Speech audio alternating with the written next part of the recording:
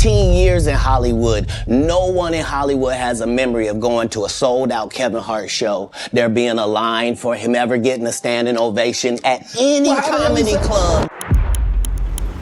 For 15 years, no one remembers a sold-out Kevin Hart comedy show, a banner for him, or a standing ovation at a comedy club. Was his rise to Hollywood superstardom entirely organic? Welcome back to the channel that uncovers the hidden truths of celebrity life. You're watching The Fame Game. If you're ready for more exclusive exposés, be sure to hit that subscribe button right now and turn on notifications so you never miss a video. Comedian Katt Williams has been on a campaign to expose Hollywood's dirtiest secrets. One of his primary targets? Kevin Hart. This latest battle reignited a few years ago when Kevin publicly criticized Katt, claiming the comedian's own addiction issues had destroyed his career and that Katt was blaming everyone but himself for his failures. Well, it looks like Katt Williams was finally ready to deliver a massive clapback. In an explosive 3-hour tell-all interview with Shanon Sharpe on the Club Shay Shay podcast on January 3rd, 2024, Katt dropped a bombshell.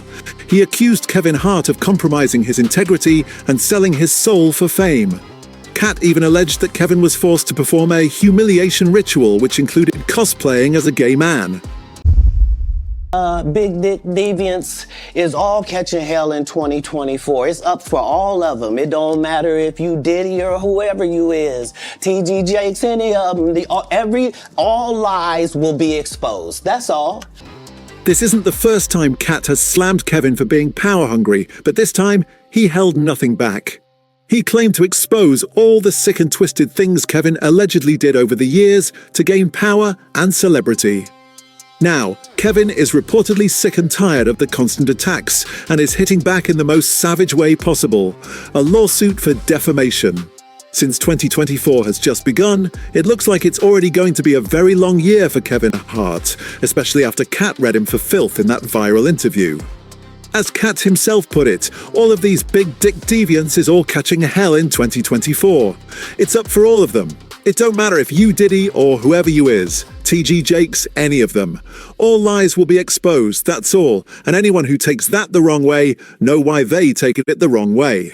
Is that something that, you wouldn't do, for I definitely haven't ran into to put on the dress. I mean, you have to have boundaries. You have to have limits that you refuse to cross. In case you somehow missed the drama, Katt Williams completely set the internet on fire during that 3-hour Club Shay Shay interview. When the sit-down was announced, many expected Katt to simply be his usual goofy self and crack jokes. But he did the complete opposite. He exposed the entire entertainment industry, which sent many celebrities scrambling for a response. What truly captivated the public's attention was Katt's direct call-out of Kevin Hart for being desperate for power. This left fans stunned because it was the second time Katt shamed Kevin for selling his soul. The first time was a couple of years earlier when Katt blasted Kevin for pretending to be gay in a sketch on Saturday Night Live.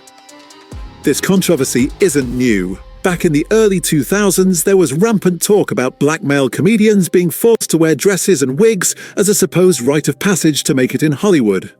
These rumors gained serious traction during an interview with Oprah Winfrey in 2006, when Dave Chappelle spilled the tea. Chappelle described a time when producers of a movie he was doing with Martin Lawrence tried to get him to wear a dress against his will. Dave connected the dots, noticing that at some point, nearly every black man in major movies was put in a dress. He recounted walking into his trailer and seeing a dress, thinking he was in the wrong one. A writer came in and explained, "Dave, listen, we got this hilarious thing where Martin's sneaking out of jail, so he disguises you as a prostitute. He put this dress on." Conspiracy theorist to a degree. Like when I connect dots that maybe shouldn't be connected, I don't know.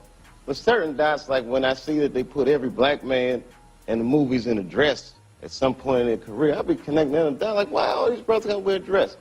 This happened to me. I'm doing a movie with Martin. Yeah. The movie's going good. So I walk in the trailer, I'm like, man, this must be the wrong trailer, because Chappelle refused, stating he didn't feel comfortable. The writer argued, "All the greats have done it," to which Dave replied, "Well, all the greats have done it. It's kind of hacky, right? So why don't we just not do it?" the pressure intensified. He was told how much money his resistance was costing the production every minute.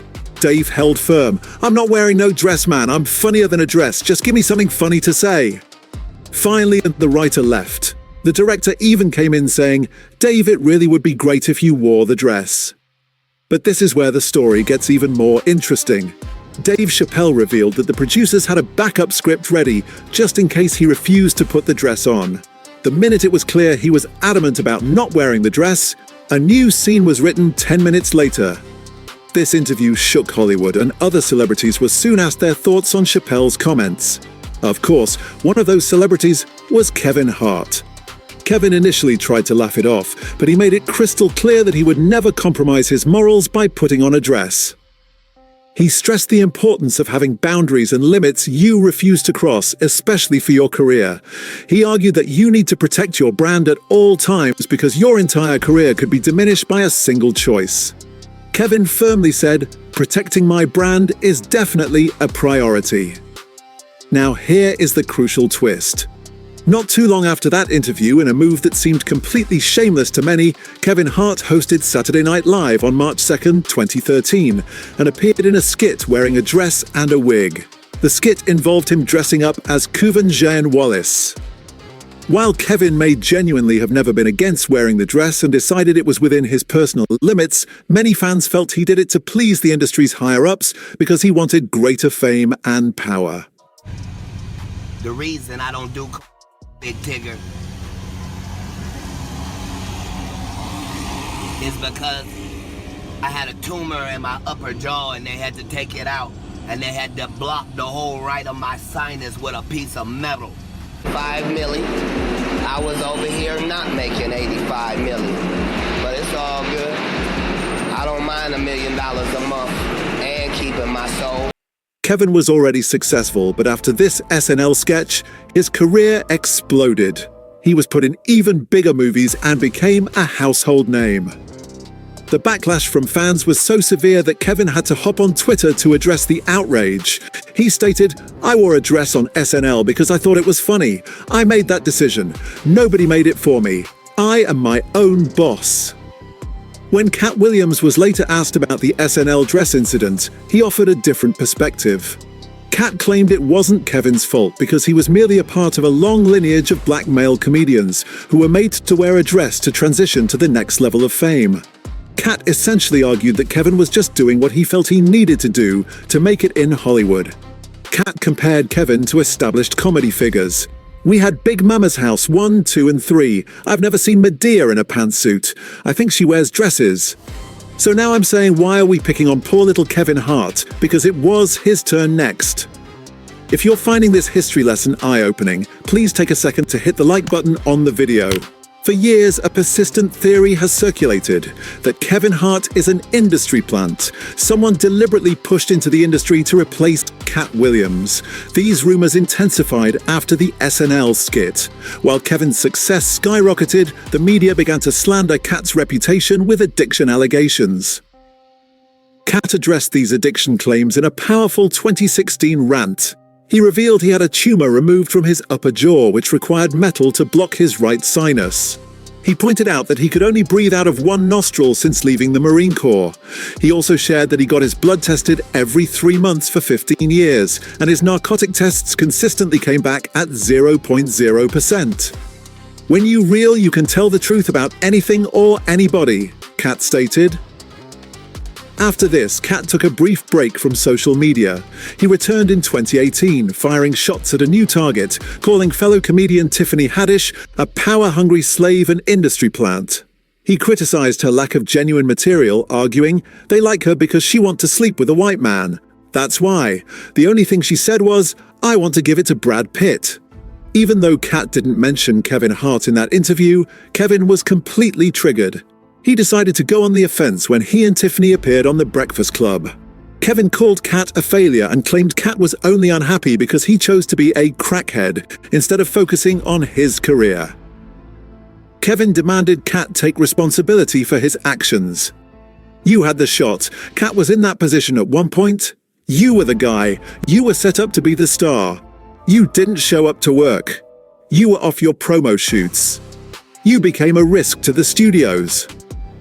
Kevin added that Katt never used his platform to lift up the comedians under him like Melanie Camarco, Lunel, and Leslie Jones, all of whom Katt once mentored.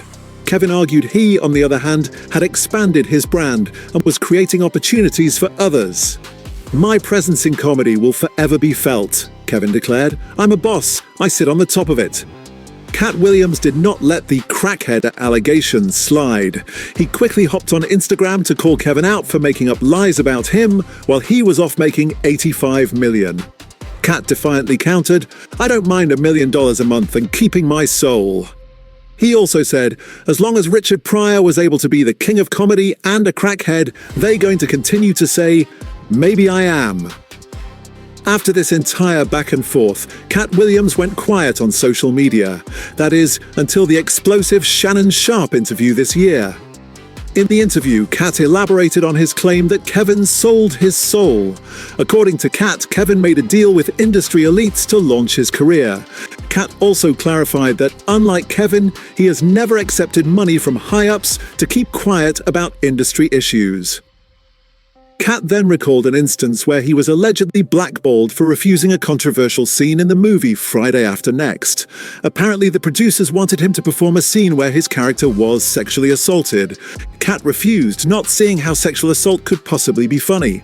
After filming Wrapped, he was reportedly blacklisted, and every movie he was supposed to star in was allegedly given to Kevin Hart, claiming Kevin was willing to do whatever was asked of him without complaint. Kevin has not directly responded to Katt's allegations about selling his soul or replacing him. However, he did send a very strong warning shot by trolling Katt's interview during his commentary on a New York Knicks vs Philadelphia 76ers game.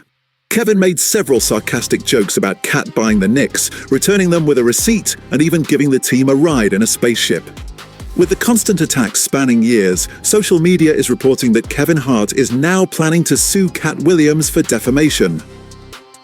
As usual, the folks on social media had a lot to say about the ongoing mess. One user commented, "I've actually always believed that Kevin Hart was a Katt Williams replacement.